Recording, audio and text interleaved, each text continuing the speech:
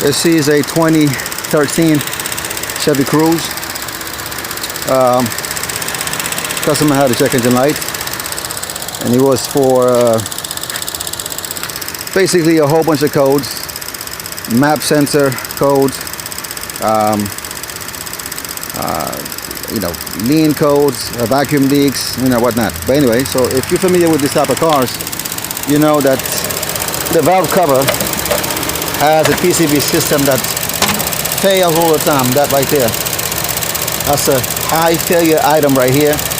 If you're familiar with these cars, what you want to do is just put your finger right here. Matter of fact, you can hear it hissing as it's going bad. Right now I got the new one on. I mean, this is, you find videos on YouTube on how to do this. I mean, this is really, that's a basic job. But anyway, if you're having that hissing sound, first thing you want to do is put your finger right there. Okay? Right there. If you put it right there, most likely that's where it's coming from. So anyway, you cannot replace it by itself. You got to replace the whole cover. The customer went and bought something from the dealership because they got it for under $100, and it comes with a gasket. Let me see if I can find the part number here. I think that's it right there for the part number. I got the old one back in there. So anyway, that's what I got up right now. Okay. Fuel trims were a lot worse than what it is right now, and it was correcting and was falling very fast when I first started the car. Okay. But now it's climbing back up. Why? Not because we have an issue with that, but we have an issue with this right here. What's that? It's the purge valve. That's the second issue. You hear it clicking all the time. It's not supposed to be doing that. Okay? So what we're going to do to prove that the purge valve is actually the problem right now, I'm going to unconnect it or disconnect it.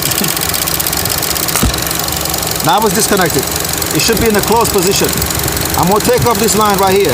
That's the line going back to the evap canister. So push it around, take the clip off, and take the line out. Okay? Now we got the line off. Watch this. Look at my finger. Look at that. Look at that.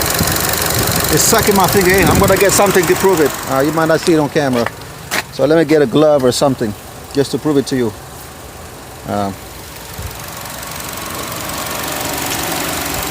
It's supposed to be closed right now. That's the default position, but look at it.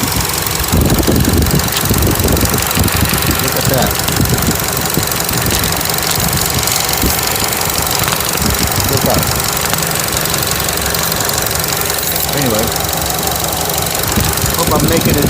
I'm hoping you can see that on the camera. It's not easy to get you a good shot here. But anyway, take my word for it. It's definitely sucking this thing in.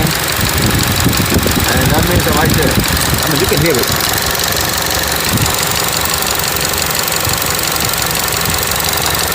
Literally, hear it. So, what we're going to have to do is replace this purge valve too as part of the fix. Right there. Definitely leaking.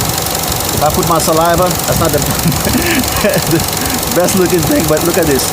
I can't make a bubble around it because it's constantly sucking air through the intake right here. It's not supposed to do that. It's supposed to be in a closed position, but it's not doing that. I'm gonna try to smack it a few times though before I go trying to replace it. Save the guy a few dollars. I mean, that's something I guess should have diagnosed before, but the main issue was that problem. So we just wanna smack it a little bit.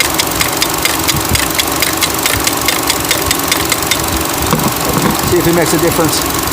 Nope, absolutely no difference. This is shot. We're gonna have to replace that. So just gonna put it back together for now until the customer can order a new purge valve, and then we'll talk about that. Yeah, there you have it.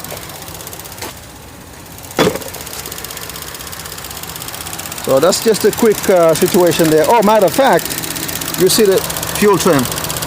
While I had it disconnected, look at the fuel trim that I used to have.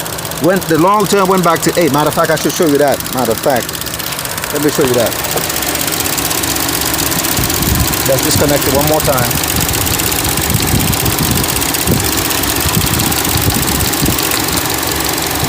That's just to prove my point with data to support it. It's disconnected now, right?